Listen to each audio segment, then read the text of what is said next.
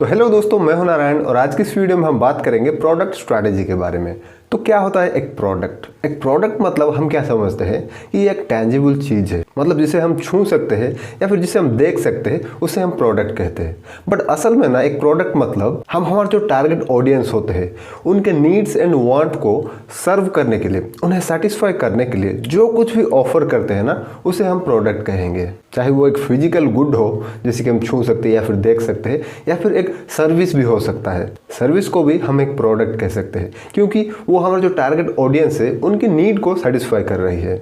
या फिर कोई एक्सपीरियंस हो सकता है, जैसे कि वो जो हॉन्टेड हाउस होता है या फिर जो मिरर मेज होता है, उसे हम प्रोडक्ट कह सकते हैं। कोई पर्सन हो सकता है, कोई इवेंट हो सकता है, कोई इंफॉर्मेशन हो सकता है, आइडिया हो सकता है। तो इन सभी को ना हम प्रोडक्ट कह सकते हैं। और एक प्रोडक्ट की ना 5 लेवल्स होते हैं। तो अगर हम किसी प्रोडक्ट को मार्केट में ऑफर करना चाहते हैं, मार्केट में लाना चाहते हैं, तो इन्हीं 5 लेवल्स को ध्यान में रखते हुए उस ऑफरिंग को हमें क्रिएट करना होगा। जैसे कि फर्स्ट लेवल आ जाता है कोर बेनिफिट, मतलब हमारा जो कस्टमर है वो हमसे क्या कोर बेनिफिट खरीद रहा है, उसे हमसे क्या बेनिफिट चाहिए। जैसे कि अगर कोई एक होटल बुक कर रहा है तो वहाँ से वो क्या चाहता है, वो उस होटल में रेस्ट करना चाहता है, सोना चाहता है, शांति से रहना चाहता है, तो इसलिए वो एक होटल बुक कर रहा है। तो ये हो गया क्या, हमारा कोर बेनिफिट। और हमारा नेक्स्ट लेवल है बेसिक प्रोडक्ट। अब हम क्या करेंगे, हमारा जो कोर बेनिफिट है ना, उसे एक बेसिक प्रोडक्ट में कन्वर्ट करेंगे। मतलब लोगों को ना रहने के लिए हम क्या करेंगे, एक होटल में वहाँ पर हम बेड लगाएंगे, उन्हें टॉवल्स देंगे, वहाँ पर बाथरूम्स का अरेंज करेंगे। मतलब हमारा जो कोर बेनिफिट्स है उसे प्रोवाइड करने के लिए उसे हम एक बेसिक प्रोडक्ट में कन्वर्ट करेंगे। और हमारा जो थर्ड लेवल है वो एक्सपेक्टेड प्रोडक्ट मतलब हमारा जो कस्टमर है वो कोई प्रोडक्ट को खरीद रहा है तो उसका भी कोई एक्सपेक्टेशन होगा ना। अगर वो कोई रूम बुक कर रहा है, होटल रूम, तो वहाँ पर उसका क्या एक्सपेक्टेशन हो सकता है, वो एक क्लीन रूम चाहेगा, अच्छी बेड चाहेगा, या जो फ्रेश टॉवल्स है वो चाहेगा। तो हमारे कस्टमर्स के जो भी एक्सपेक्टेशंस होंगे ना, उसके हिसाब से हम हमारा जो प्रोडक्ट है उसे प्रिपेयर करेंगे। और नेक्स्ट लेवल है आर्गुमेंटेड प्रोडक्ट। तो अब हम हमारा जो प्रोडक्ट है उसे इस तरह से डिज़ाइन करेंगे जिससे कि हमारा जो कस्टमर है उसकी एक्सपेक्टेशन एक्सीड हो जाए। मतलब वो जो एक्सपेक्ट कर रहा होगा ना, उसको उससे ज़्यादा वैल्यू मिल जाए, वो पूरी तरह से सेटिस्फाई हो जाए। उस तरह का प्रोडक्ट हम अभी प्रिपेयर करेंगे। तो जनरली ना ये जो स्टेज है आर्गुमेंटेड लेवल, इस लेवल पर ना कंपटीशन शुरू हो जाता है। मतलब डिफरेंट जो कॉम्पिटिटर्स होते हैं, जो कंपनीज होते हैं ना, वो क्या करते हैं, different new ways find out करते हैं लोगों को सेटिस्फाई करने के लिए। जो लोगों को सेटिस्फाई करने के लिए जितनी अच्छी वेज फाइंड आउट करेगा वो मार्केट में टॉप पर रहेगा। एंड हमारा जो फिफ्थ लेवल है वो है पोटेंशियल प्रोडक्ट मतलब फ्यूचर में हमारा जो कस्टमर्स है उनको सेटिस्फाई करने के लिए हम क्या क्या चीज़ें ऐड कर सकते हैं हमारे प्रोडक्ट में, उन सभी चीज़ों को हम सर्च करेंगे और हम हमारे प्रोडक्ट में डालेंगे। तो कोई भी मार्केटिंग जो ऑफरिंग्स है उसे बनाने से पहले हमें क्या करना होगा, हमें इन 5 चीज़ों पर ध्यान देना होगा कि हम लोगों को क्या कोर बेनिफिट्स दे रहे हैं और उस बेनिफिट को हम किस तरह से एक बेसिक प्रोडक्ट में कन्वर्ट कर सकते हैं। और हमें जानना होगा कि हमारे जो कस्टमर्स है वो क्या एक्सपेक्ट कर रहे हैं हमसे, और उन चीज़ों को हमें वहाँ पर ऐड करना होगा। और फिर हम एक प्रोडक्ट की जो ऑफरिंग है वो मार्केट में लाएंगे। एंड उसके बाद भी ना फ्यूचर में क्या क्या चेंजेस हम ला सकते हैं उसके बारे में सोचेंगे और हमारे जो प्रोडक्ट को कंटिन्यूसली इम्प्रूव करते रहेंगे। और नेक्स्ट हम देखते हैं कि किस तरह से प्रोडक्ट्स को क्लासिफाई किया जाता है। एंड हम प्रोडक्ट्स को ना उनकी जो ड्यूरेबिलिटी एंड टेंजिबिलिटी है उसके बेस पर 3 कैटेगरी में डिवाइड कर सकते हैं, जिसमें से पहला जाता है नॉन ड्यूरेबल गुड्स मतलब जिन गुड्स को हम 1 या फिर 2 बार यूज कर सकते हैं या फिर बहुत कम बार यूज कर सकते हैं और उसके बाद वो खत्म हो जाता है, तो उसे हम कहेंगे नॉन ड्यूरेबल गुड्स। जैसे कि साबुन हो गए, पेस्ट हो गए, तो ये सब क्या होगा, इसे कई बार यूज करने से ये खत्म हो जाते, तो इसे हम क्या कहेंगे, नॉन ड्यूरेबल गुड्स। और सेकंड आता है ड्यूरेबल गुड्स जो होते हैं वो बहुत समय तक चलते हैं, जैसे कि रेफ्रिजरेटर हो गया या फिर कोई मशीन्स हो गए, तो ये बहुत समय तक चलते हैं। और नेक्स्ट कैटेगरी आता है सर्विसेज, जो कि इनटेंजिबल होता है, जिसे हम देख तो नहीं सकते हैं बट इसकी जो इफेक्ट है ना वो बहुत ज़्यादा होता है। जैसे कि हम हेयर कट की सर्विसेज देते हैं, या फिर कोई रिपेयर सर्विसेज देते हैं, या फिर कोई डिजिटल मार्केटिंग की सर्विसेज देते हैं, या हम कोई लीगल सर्विसेज देते हैं। तो ये सब क्या होगा, ये सर्विसेज। यहाँ पर कोई ऐसे फिजिकल प्रोडक्ट्स नहीं है, हम लोगों को सर्विस प्रोवाइड करते हैं। और हम प्रोडक्ट्स को ना उसकी यूज के बेस पर 2 तरह से डिवाइड कर सकते हैं, जिसमें से पहला जाता है consumer goods and industrial goods. मतलब जो कंज्यूमर्स की नीड को डायरेक्टली सेटिस्फाई करता है उसे कंज्यूमर गुड कहेंगे। और जो इंडस्ट्रीज में काम आता है, इंडस्ट्री की जो नीड्स है उसे फुलफिल करता है, उसे इंडस्ट्रियल गुड्स कहेंगे। और अगेन जो कंज्यूमर्स गुड होते हैं वो 4 तरह के होते हैं। इसमें से पहला जाता है कन्वीनियंस गुड। कन्वीनियंस गुड मतलब जो कि ईजिली खरीदा जाता है, जो कि कंज्यूमर ना रेगुलरली परचेस करता है, वो भी बिना किसी एफर्ट के, जैसे कि साबुन, पेस्ट वगैरह। तो ये सब एक कंज्यूमर ना रेगुलरली परचेस करता है, बट इसमें ज़्यादा कोई एफर्ट नहीं लगाता है। वो पहले एक ब्रांड को चूज कर लेता है, देन कंटिन्यूसली उसी ब्रांड पर ही वो चलता रहता है जब तक ब्रांड रिप्लेसमेंट की कोई नौबत ना आ जाए। इस तरह के गुड्स को हम कहेंगे कंज्यूमर गुड्स। एंड नेक्स्ट आता है शॉपिंग गुड्स। शॉपिंग गुड्स में क्या होता है, हमारे जो कंज्यूमर्स होते हैं वो ज़्यादा एफर्ट लगाता है प्रोडक्ट को परचेस करने में, जैसे कि फर्नीचर्स वगैरह हो गए या फिर जो क्लोथिंग आइटम्स हो गए। हम एक टी शर्ट खरीदने के लिए कितना एफर्ट लगाते हैं, कितनी मेहनत करते हैं, कितनी कंपैरिजंस करते हैं। हम उसकी क्वालिटी को देखते हैं, प्राइस को देखते हैं, उसकी जो डिजाइन्स वगैरह है उन सब को देख करके लास्ट में एक चूज करते हैं। तो इसे कहते हैं शॉपिंग गुड्स। एंड नेक्स्ट आता है स्पेशल गुड्स। ये जो गुड्स होते हैं इनका ना कुछ स्पेशल कैरेक्टरिस्टिक्स होता है, उनकी जो ब्रांड आइडेंटिटी है ना ये बहुत ही स्ट्रॉन्ग होता है। जैसे अगर हम मर्सिडीज की बात करें तो एक मर्सिडीज को बाय करने के लिए वो जो कंज्यूमर है ना वो कितना भी एफर्ट लगाने के लिए तैयार हो जाता है। वो 100-200 किलोमीटर भी चला जाएगा उस प्रोडक्ट को बाय करने के लिए। तो जिस प्रोडक्ट की ना कुछ स्पेशल कैरेक्टरिस्टिक्स होती है और उसकी जो ब्रांड आइडेंटिटी है वो बहुत ज़्यादा होती है, उस तरह के गुड्स को हम क्या कहेंगे, स्पेशल गुड्स कहेंगे, जिसके लिए कि कंज्यूमर एफर्ट करने के लिए भी तैयार रहते हैं। और नेक्स्ट तरह के जो गुड्स आते हैं वो है अनसाउट गुड्स। अनसाउट गुड्स मतलब लोग उनके बारे में ज़्यादा नहीं जानते होते हैं, और अगर जानते भी होते हैं तो उसे खरीदने के लिए वो ज़्यादा एक्साइटेड नहीं होते। जैसे कि लाइफ इंश्योरेंस हो गया या फिर कोई बैटरी हो गया, कोई किसी रिमोट की, टीवी की। हम क्या करते हैं, कब एक बैटरी खरीदते हैं, जब वो जो बैटरी है वो ख़त्म हो जाता है तब जा करके एक बैटरी खरीदते हैं। तो इसके लिए हम एक्साइटेड नहीं रहते हैं, जब कुछ काम पड़ता है तो उस चीज़ को हम खरीदते हैं। तो उस तरह के गुड्स को हम कहेंगे अनसाउट गुड्स। एंड हमारे जो इंडस्ट्रियल गुड्स है ना वो भी 3 टाइप के हैं। इसमें से पहले जाता है मटेरियल्स एंड पार्ट्स। मटेरियल्स मतलब जितने भी हमारे जो रॉ मटेरियल्स होते हैं, जैसे कि गेहूं हो गया, शुगर कैन हो गया जो कि गन्ना, या फिर जो आयरन की जो ओर हो गया, जिसे हम लेकर की एक फाइनल प्रोडक्ट बनाते हैं। या फिर मैन्युफैक्चर्ड मटेरियल्स हो गए, जैसे कि आयरन के ओर से ना आयरन आता है, और उसके बाद फर्दर हम आयरन को पिघला करके, मतलब आयरन को लेकर के ना स्टील भी बना सकते हैं। और जो पार्ट्स होते हैं, पार्ट्स मतलब जो छोटी छोटी मोटर्स हो गए या फिर जो टायर्स हो गए कार के, तो इन सभी को ना हम एक ही कैटेगरी में रखेंगे, क्योंकि इन सभी को लेकर के हम एक फाइनल प्रोडक्ट क्रिएट करते हैं। जो रॉ मटेरियल्स हो गया या फिर जो पार्ट्स हो गया, इन सब को लेकर के हम एक फाइनल प्रोडक्ट क्रिएट करते हैं। मतलब ये सभी ना फाइनल प्रोडक्ट के अंदर यूज होते हैं और एक नया प्रोडक्ट बन जाता है। और नेक्स्ट कैटेगरी है कैपिटल आइटम। कैपिटल आइटम मतलब हम जिसका यूज करके फाइनल प्रोडक्ट बनाते हैं, जैसे कि मशीन्स हो गए या फिर हमारे जो कंप्यूटर्स हो गए, जो हमारे फैक्ट्री वगैरह हो गए। तो इन सब को ले करके, मतलब इनके माध्यम से ना हम हमारा जो फाइनल प्रोडक्ट है वो बनाते हैं। तो इनको हम एक कैटेगरी में रखेंगे। एंड नेक्स्ट कैटेगरी आ जाता है suppliers and business services. Suppliers मतलब हम हमारा जो फाइनल प्रोडक्ट है उसे डेवलप करने के लिए या फिर उसे मैनेज करने के लिए जो जो गुड्स यूज करते हैं उसे हम कहेंगे सप्लायर्स। जैसे कि जो हमारा राइटिंग पेपर्स हो गया, डेस्क वगैरह हो गया, पेंसिल हो गया, पेन हो गया, या फिर हम जो हमारे जो ऑफिसेस को मैनेज करने के लिए जो हम पेंट यूज करते हैं, झाड़ू करने के लिए जो ब्रूम यूज करते हैं, वो सब आ जाता है सप्लायर्स के अंदर। और जो बिजनेस सर्विसेज होते हैं, जैसे उसकी मेंटेनेंस के लिए, जैसे कि विंडो क्लीनिंग वगैरह हो गया, या फिर जो बिजनेस एडवाइजरी होती है, मतलब जो बिजनेस के लिए एडवाइस देते हैं, जो मैनेजमेंट के लिए एडवाइस देते हैं, या फिर जो लीगल एडवाइस देते हैं, जो मार्केटिंग वगैरह के सर्विस प्रोवाइड करते हैं, इन सबको हम एक कैटेगरी में रखेंगे। और ये जो क्लासिफिकेशन है ना, इसका भी बहुत फायदा है। अगर हम जान लेते हैं कि हमारा जो प्रोडक्ट है वो किस कैटेगरी में आता है, जैसे कि हमारा प्रोडक्ट अगर कंज्यूमर गुड है, वो कन्वीनियंस गुड में आता है, इसका मतलब क्या है, लोग रेगुलरली बाय करते हैं और कम एफर्ट में बाय करते हैं। तो इसके लिए हमें क्या करना होगा, हमें हमारा जो प्रोडक्ट है उसे मार्केट में बहुत अवेलेबल करवाना होगा। तो अगर हम जान लेते हैं कि हमारा जो प्रोडक्ट है वो किस क्लासिफिकेशन में आता है, किस कैटेगरी में आता है, तो उस हिसाब से हम उसका जो मार्केटिंग स्ट्रैटेजी है वो बनाएंगे। और अगर हम हमारे प्रोडक्ट को एक अच्छी ब्रांड बनाना चाहते हैं तो हमें ना हमारे प्रोडक्ट को हमारे कॉम्पिटिटर से डिफ्रेंशिएट करना होगा। अगर हमारा प्रोडक्ट भी हमारे कॉम्पिटिटर के जैसा ही है तो लोग हमारे पास क्यों आएंगे, उन्हें तो पहले वो प्रोडक्ट मिल रहा है ना।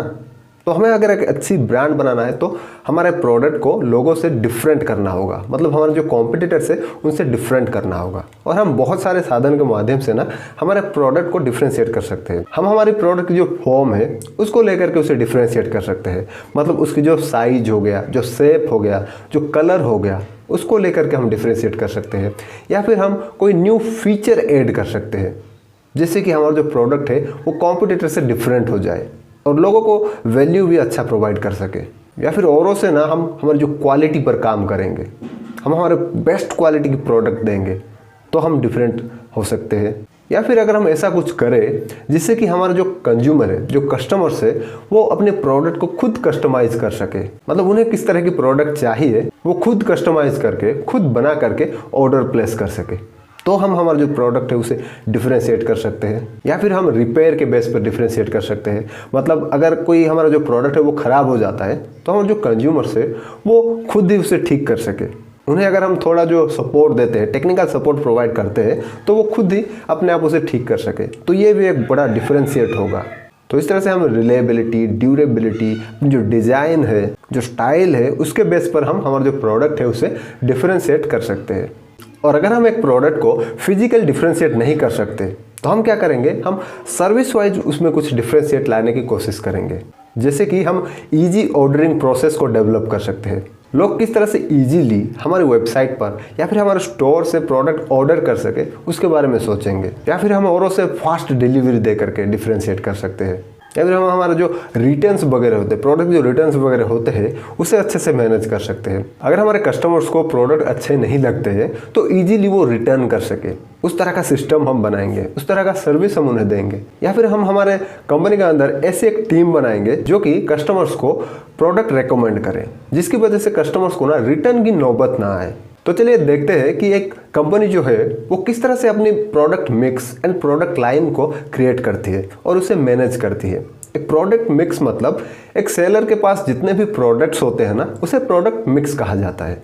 और प्रोडक्ट लाइन मतलब एक ग्रुप ऑफ सिमिलर प्रोडक्ट्स, मतलब एक तरह की प्रोडक्ट्स के ग्रुप को प्रोडक्ट लाइन कहा जाता है। जैसे कि एक सेलर डिटर्जेंट सेल करता है, सोप सेल करता है, पेस्ट वगैरह सेल करता है, तो ये जो डिटर्जेंट में कितने ब्रांड्स है, सोप में कितने ब्रांड्स है, या फिर जो पेस्ट है उसमें कितने ब्रांड्स है, तो सिमिलर टाइप की प्रोडक्ट्स के जो ग्रुप्स होते हैं ना, उसे कहा जाता है प्रोडक्ट लाइन।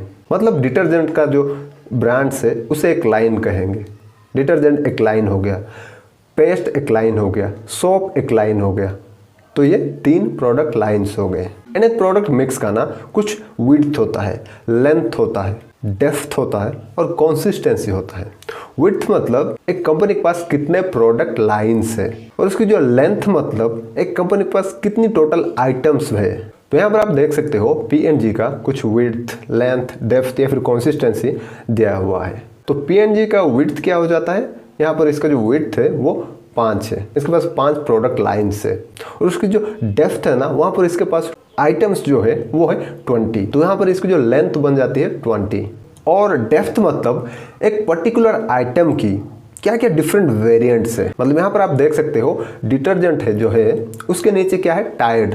टाइड की क्या क्या वेरिएंट्स है, टाइड की क्या क्या डिफरेंट प्रोडक्ट्स है। वो लिक्विड फॉर्म में आता है, पाउडर फॉर्म में आता है, छोटे पैकेट में आता है, बड़े पैकेट में आता है, तो इन सब को कहेंगे डेप्थ। एंड कंसिस्टेंसी मतलब हमारे जितने भी प्रोडक्ट लाइन्स है वो कितने क्लोजली आपस में रिलेटेड है, जिससे कि हमें उस प्रोडक्ट की जो प्रोडक्शन है वो करने में आसानी होगी और उसकी डिस्ट्रीब्यूशन करने में भी आसानी होगी। तो यहाँ पर आप देख सकते हो P&G की जो कंसिस्टेंसी है वो कंज्यूमर प्रोडक्ट्स है जो कि सेम चैनल के माध्यम से मार्केट में डिस्ट्रीब्यूट किया जाता है। तो अगर हम हमारे कंपनी को एक्सपैंड करना चाहते हैं, हमारा जो प्रोडक्ट है उसे एक्सपैंड करना चाहता है, बहुत सारे प्रोडक्ट्स हम बेचना चाहते हैं, तो हम इन चारों चीज़ों के माध्यम से कर सकते हैं। हम चाहे तो डिफरेंट प्रोडक्ट लाइंस ला सकते हैं, या फिर डिफरेंट प्रोडक्ट आइटम्स ला सकते हैं, या फिर आइटम्स की डिफरेंट वेरिएंट्स भी हम ला सकते हैं।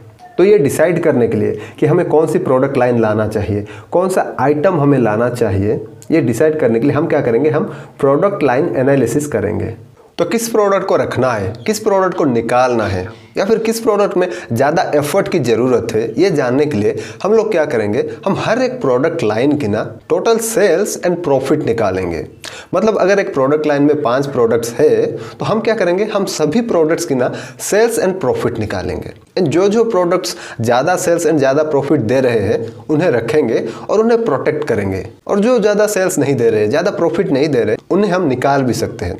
अगर उनकी जो फ्यूचर की जो ग्रोथ है, जो पोटेंशियल ग्रोथ है, वो हमें नज़र नहीं आ रही है तो हम उसे निकाल भी सकते हैं। और कुछ ऐसे प्रोडक्ट्स होते हैं जो कि लोगों को सिर्फ अट्रैक्ट करने के लिए होते हैं, मतलब उसकी जो सेल्स है वो ज़्यादा होता है बट प्रॉफिट बिल्कुल भी नहीं होता या फिर बहुत ही कम होता है। तो उस तरह के जो प्रोडक्ट्स है वो हमें फ़ायदे दे सकते हैं। जैसे कि मूवी थिएटर हो गया, एक मूवी अगर चाहे मूवी थिएटर तो वो क्या कर सकती है, वो अपनी मूवी की जो टिकट है उसे कम कर सकती है, जिसकी वजह से कि ज़्यादा से ज़्यादा लोग मूवी देखने आए और वो बाद में अपनी जो फूड के माध्यम से या फिर अपनी जो मर्चेंडाइज है उसके माध्यम से वो प्रॉफिट कमा सके। और हमें देखना होगा कि हमारा जो प्रोडक्ट लाइन है वो मार्केट में हमारे कॉम्पिटिटर के एग्नेस्ट किस तरह से पोजिशनड है, उसका इमेज कैसा है, जिससे कि हमें न्यू प्रोडक्ट अपॉर्चुनिटीज़ के बारे में मालूम पड़ता है। हमें किस तरह का प्रोडक्ट लाना चाहिए या फिर किस तरह का प्रोडक्ट लाइन हमें इंट्रोड्यूस करना चाहिए, ये हमें मालूम पड़ता है। और क्या होता है, हमारी कंपनी की जो गोल होता है ना, वो हमारे प्रोडक्ट लाइन लेंथ को इन्फ्लुएंस करता है। मतलब हम हमारे गोल के हिसाब से ना हमारे प्रोडक्ट लाइन को स्ट्रेच करेंगे, उसे बढ़ाएंगे, मतलब और प्रोडक्ट्स हम इंट्रोड्यूस करेंगे। अगर हमारा जो गोल है वो है अपसेलिंग, मतलब बाद में हमें उसे एक महंगी प्रोडक्ट बेचना चाहते हैं तो हम क्या कर सकते हैं, हम और एक प्रोडक्ट लाइन ला सकते हैं या फिर और एक प्रोडक्ट हम ला सकते हैं जो कि सस्ती हो, जिसकी वजह से जो कस्टमर्स है वो हमारे फ्रेंचाइज में आए और उसके बाद हम उन्हें अपसेल कर सके, उसके बाद हम उन्हें एक महंगा प्रोडक्ट बेच सके। और अगर हमारा जो गोल है वो क्रॉस सेलिंग है तब भी हम कोई एक प्रोडक्ट लाइन ला सकते हैं। जैसे कि अगर कोई कस्टमर एक प्रोडक्ट खरीदता है तो उसे हम और एक प्रोडक्ट बेच सकते हैं। जैसे कि HP क्या करता है, लैपटॉप एंड प्रिंटर्स दोनों बेचता है, तो जो लैपटॉप खरीदता होगा उसे वो प्रिंटर भी बेचने की कोशिश करेगा। या फिर अगर हम ज़्यादा मार्केट शेयर को कवर करना चाहते हैं तो हम ला सकते हैं, या फिर हम इकोनॉमिक जो अप एंड डाउन्स होते हैं वहाँ पर सर्वाइव करना चाहते हैं तो हम क्या कर सकते हैं, हम एक सस्ती प्रोडक्ट लाइन ला सकते हैं। तो हम हमारे गोल के हिसाब से ना हमारे प्रोडक्ट लाइन को हम स्ट्रेच करेंगे और हम 2 तरीके से ना हमारा जो प्रोडक्ट लाइन है उसे इंक्रीज कर सकते हैं। एक तो क्या लाइन स्ट्रेचिंग एंड दूसरा है लाइन फिलिंग।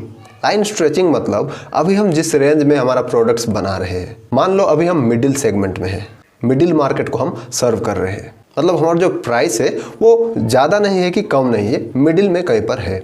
बट अगर हमें जो डाउन मार्केट है, जो नीचे जो मार्केट है वहाँ पर अपॉर्चुनिटीज़ नज़र आती है तो हम क्या करेंगे, हमारा जो प्रोडक्ट लाइन लेंथ है उसे स्ट्रेच करेंगे डाउन मार्केट में और हम सस्ती प्रोडक्ट्स लाएंगे।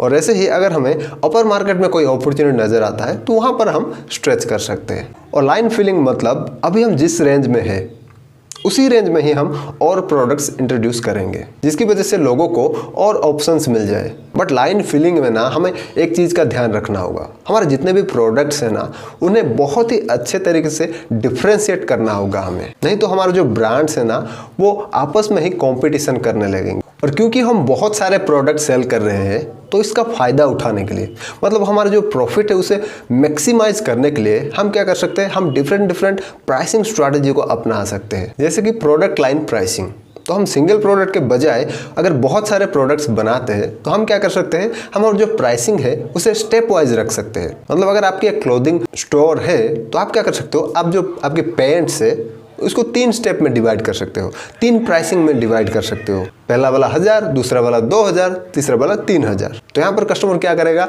आपके जो प्रोडक्ट्स है उसे क्वालिटी वाइज जज करेगा। 1000 वाला कम, ये वाला मीडियम एंड जो 3000 वाला है उसका क्वालिटी ज़्यादा वो समझेगा। और हाँ, हमें लोगों को मिसगाइड नहीं करना है, उसके हिसाब से हम क्वालिटी भी मेंटेन करेंगे। नेक्स्ट स्ट्रैटेजी है ऑप्शनल फीचर स्ट्रैटेजी। यहाँ पर हम क्या करेंगे, हमारे जो मेन प्रोडक्ट्स है उसके साथ साथ ना हम कुछ ऑप्शनल प्रोडक्ट्स देंगे, कोई फीचर्स देंगे या फिर कोई ऑप्शनल सर्विस देंगे। मतलब हमारे जो मेन प्रोडक्ट के एक प्राइस होगा और हमारे जो ऑप्शनल प्रोडक्ट्स होंगे उसका और एक प्राइस होगा। जैसे कि रेस्टोरेंट्स क्या करते हैं, अपने जो ड्रिंक्स वगैरह होते हैं उसका प्राइस कम रख देते हैं ताकि जो अल्कोहल ड्रिंकर्स होते हैं वो ज़्यादा से ज़्यादा अट्रैक्ट हो सके, और उनकी जो फूड आइटम होता है उसका प्राइस वो थोड़ा हाई रख देते हैं। मतलब वो ड्रिंक से तो नहीं कमाते हैं, मतलब कुछ कम प्रॉफिट कमाते हैं, बट उसके जो फूड आइटम्स होते हैं ना वहाँ से ज़्यादा प्रॉफिट कमाते हैं। तो इस तरह से हम क्या कर सकते हैं, हम एक मेन प्रोडक्ट रख सकते हैं और उसकी कुछ ऑप्शनल प्रोडक्ट्स फीचर्स कुछ दे सकते हैं। अगर लोगों को चाहिए होगा तो वो एक्स्ट्रा पैसा दे करके उसे खरीद सकते हैं। और नेक्स्ट स्ट्रैटेजी है कैप्टिव प्रोडक्ट स्ट्रैटेजी। मतलब कई बार क्या होता है, कुछ प्रोडक्ट्स को यूज़ करने के लिए ना और कई प्रोडक्ट्स चाहिए होता है, जैसे कि रेजर्स वगैरह। रेजर्स को यूज़ करने के लिए ब्लेड्स की भी ज़रूरत होती है। तो कंपनीज क्या करती है, अपने जो मेन प्रोडक्ट्स है, जो रेजर है, उसका प्राइस को घटा देती है, कम कर देती है, और वो अपनी जो कैप्टिव प्रोडक्ट है, जो उसकी जो ब्लेड्स वगैरह है, उसकी प्राइस से प्रॉफिट कमाती है। एंड नेक्स्ट स्ट्रैटेजी है 2 पार्ट प्राइसिंग। मतलब हम प्राइसिंग को 2 पार्ट में डिवाइड कर देंगे। पहला तो हो गया फिक्स कॉस्ट, एंड देन जो एक्स्ट्रा यूज करेंगे वहाँ पर हम कॉस्ट लगाएंगे। जैसे कि जियो पर जो हम मंथली एक फीस देते हैं, जहाँ पर कि डेली हमें कुछ 2 GB या फिर 2.5 GB यह सब मिलता है, बट वो जब डेली ख़त्म हो जाता है तो उसके बाद ना हमें 15 रुपये का, 25 रुपये का ये सब रिचार्ज करवाना पड़ता है। तो ये क्या हो गया, ये 2 पार्ट प्राइसिंग का पार्ट है। और नेक्स्ट स्ट्रैटेजी है बाय प्रोडक्ट प्राइसिंग। हम कुछ रॉ मटेरियल्स लेते हैं और एक फाइनल प्रोडक्ट क्रिएट करते हैं, बट वो जो प्रोडक्ट जब बन जाता है तो कुछ वेस्ट रह जाते हैं, जिसे हम बाय प्रोडक्ट्स कहते हैं। जैसे कि हम गन्ने से क्या करते हैं, शुगर बनाते हैं, गुड़ बनाते हैं, बट जब वो चीनी और गुड़ बन जाता है ना, उसके बाद उसकी जो वेस्ट होता है, जो फाइबर है, वो रह जाता है। बट हम उस वेस्ट से भी ना बहुत सारे प्रोडक्ट्स क्रिएट कर सकते हैं। जैसे कि पेपर के जो पैकेजिंग्स मटेरियल्स होते हैं वो बना सकते हैं, या फिर जो वॉल बोर्ड्स होते हैं, जो फाइबर्स होते हैं, वो हम बना सकते हैं। तो हम ना हमारा जो बाई प्रोडक्ट है वहाँ से भी प्रॉफिट कमा सकते हैं। और क्योंकि हम वहाँ से प्रॉफिट कमा रहे हैं तो हम हमारा जो मेन प्रोडक्ट है ना उसकी प्राइसिंग कम कर सकते हैं। हम कम प्राइस में लोगों को अच्छी प्रोडक्ट प्रोवाइड कर सकते हैं। तो ये हो गया by product pricing. And next आता है प्रोडक्ट बंडलिंग प्राइसिंग। मतलब हम हमारे जो प्रोडक्ट्स है उसे बंडल में सेल करेंगे। जैसे मैकडोनल्ड्स में आपको बंडल में प्रोडक्ट्स मिलते हैं, या फिर अमेजोन में आपने शैम्पू, कंडीशनर वगैरह देखा होगा। अगर हम उसी शैम्पू, कंडीशनर या फिर जो तेल है उसे इंडिविजुअली खरीदते हैं तो हमें ज़्यादा प्राइस देना पड़ता है, बट अगर हम बंडल में खरीदते हैं तो हमें कुछ कम प्राइस देना पड़ेगा। बट यहाँ पर अब आप सोच रहे होंगे कि फ़ायदा कैसे होता है, यहाँ पर तो हमें कम दाम में देना पड़ रहा है, बट ऐसा नहीं। अगर कोई कस्टमर उसे इंडिविजुअली खरीदता तो इसका मतलब ये नहीं कि वो तीनों प्रोडक्ट ही लेता, बट वो बंडल के लालच में, कम प्राइस के लालच में 3 प्रोडक्ट्स ले रहा है, तो इसमें हमारा फ़ायदा ही हुआ ना। तो इस तरह से हम प्राइसिंग स्ट्रैटेजी को फॉलो करके हमारा जो प्रॉफिट है उसे मैक्सिमाइज कर सकते हैं। और हम हमारे प्रोडक्ट्स की वैल्यू बढ़ाने के लिए हम क्या कर सकते हैं, हमारे प्रोडक्ट को ना दूसरी कंपनी के प्रोडक्ट के साथ कंबाइन कर सकते हैं। मतलब हम उनके साथ मिल करके कोई न्यू प्रोडक्ट ला सकते हैं, या फिर हम हमारा प्रोडक्ट और उनका प्रोडक्ट दोनों को मिला करके साथ में मार्केटिंग कर सकते हैं, ताकि उसकी जो ब्रांड इमेज है, उसकी जो वैल्यू है, उसका फ़ायदा हम ले सके और वो हमारा फ़ायदा ले सके। जैसे कि मैकडोनल्ड्स एंड कोक करते हैं। जब आप मैकडोनल्ड्स जाते हो बर्गर खाने के लिए तो वहाँ पर आप कोल्ड ड्रिंक्स भी, कोक भी पी सकते हो। तो वो दोनों ना मिल करके अपनी जो मार्केटिंग है वो कर रहे हैं, और इस कॉम्बिनेशन को ना को ब्रांडिंग कहा जाता है। और ये जो को ब्रांडिंग है ना, हम हमारे सेम कंपनी में अप्लाई कर सकते हैं, या फिर हम अदर की कंपनी के साथ भी मिल करके कर सकते हैं। सेम कंपनी मतलब हम एक पेरेंट ब्रांड है और हमारे अंडर अगर कई ब्रांड्स है, अगर हम उनका प्रमोशन कर रहे हैं तो ये सेम कंपनी को ब्रांडिंग हो गया। और अगर हम अलग किसी कंपनी के साथ मिल करके कर रहे हैं तो फिर उसे जॉइंट वेंचर को ब्रांडिंग या फिर मल्टीपल सोर्स को ब्रांडिंग भी कहा जाता है। बट यहाँ पर ना दोस्तों, जिसके साथ हम को ब्रांडिंग कर रहे हैं उसकी जो ब्रांड इमेज है ना बहुत अच्छा होना चाहिए, क्योंकि अगर उसकी ब्रांड इमेज नेगेटिव होगी तो उसकी जो इम्पैक्ट है ना वो हमारे ब्रांड के ऊपर भी आएगा। लोग हमारे ब्रांड को भी उस नज़रिए से देखेंगे। एंड हम क्या कर सकते हैं, हम कुछ इंग्रेडिएंट ब्रांड्स को लेकर के हमारे प्रोडक्ट को बना सकते हैं। जैसे कि अगर हम कोई शू मैन्युफैक्चर करते हैं तो हम क्या कर सकते हैं, किसी और एक ब्रांड का जो लेसेस है या फिर जो सोल्स है वो यूज़ कर सकते हैं। मतलब उसकी ब्रांड की जो वैल्यू है उसका फ़ायदा लेने के लिए हम इस तरह से को ब्रांडिंग या फिर इंग्रेडिएंट ब्रांडिंग कर सकते हैं। आपने इंटेल के बारे में तो सुना ही होगा, जो कि एक प्रोसेसर है। तो ये भी एक ना इंग्रेडिएंट ब्रांड है। मतलब इसे ऐसे नॉर्मली बेचा नहीं जाता है, इसे एक फाइनल प्रोडक्ट में डाल करके बेचा जाता है। मतलब ये ना फाइनल प्रोडक्ट को बनाने में हेल्प करता है। तो इंटेल ने क्या किया, ये लोगों को कन्विंस कर पाया कि इसकी जो इंग्रेडिएंट ब्रांड है ना ये बहुत ही सुपीरियर है, और इसके बिना ना एक अच्छी लैपटॉप बन नहीं पाएगी। मतलब अगर आपको एक अच्छी लैपटॉप चाहिए, एक पर्सनल कंप्यूटर चाहिए, तो आपके लैपटॉप में ना इंटेल की जो प्रोसेसर है वो होना ही चाहिए। ये वो लोगों को कन्विंस कर पाया। तो इसकी वजह से क्या हुआ, जितने भी लैपटॉप मैन्युफैक्चरर से HP, डेल, लेनोवो, ये सब ना इंटेल की जो प्रोसेसर है उसको अपनी जो लैपटॉप में डालने लगे। तो अगर हम भी एक इंग्रेडिएंट ब्रांड बनाना चाहते हैं तो हमें लोगों को दिखाना होगा, लोगों को बताना होगा कि हमारा जो प्रोडक्ट है ये बहुत ही सुपीरियर है और इसकी वजह से ना आपको अच्छी परफॉर्मेंस मिलने वाली है, अच्छी क्वालिटी मिलने वाली है। और जैसे एक अच्छी प्रोडक्ट बहुत इंपॉर्टेंट है, उस तरह से उसकी जो पैकेजिंग है वो भी बहुत इंपॉर्टेंट है।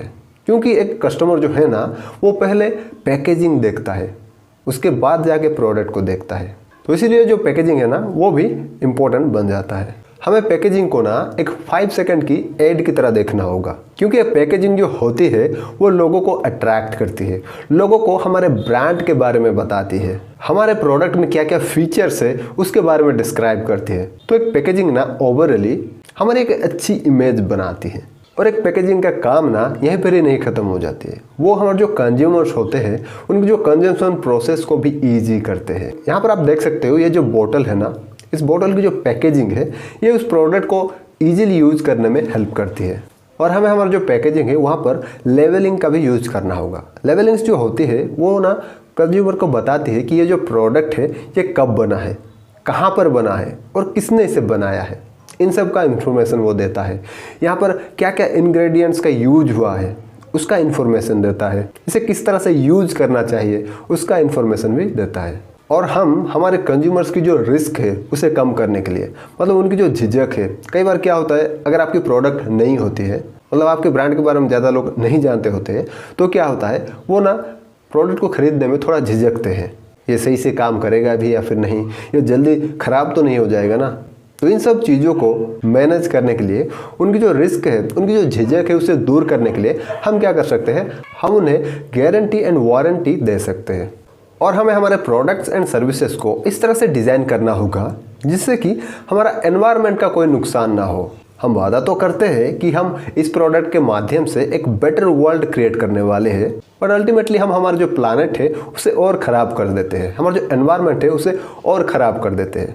अब मान लो हमें सब कुछ मिल गया बट उसकी वजह से ना हमारा जो एनवायरनमेंट है वो ही ख़राब हो गया, हमारे पास सांस लेने के लिए ऑक्सीजन ही नहीं है या फिर पीने के लिए साफ पानी नहीं है, तो ये कैसा बेटर वर्ल्ड हुआ।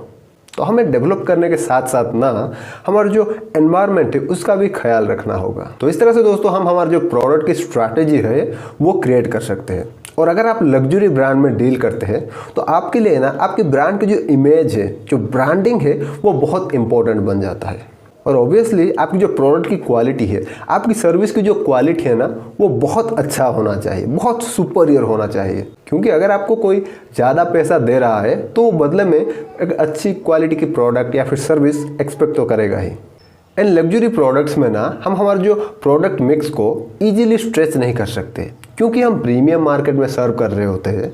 और अगर हम डाउन मार्केट में चले जाते हैं, एक चीप प्रोडक्ट हम क्रिएट कर लेते हैं, तो उसका जो इफ़ेक्ट है ना वो हमारे मेन प्रोडक्ट पर भी आ सकता है।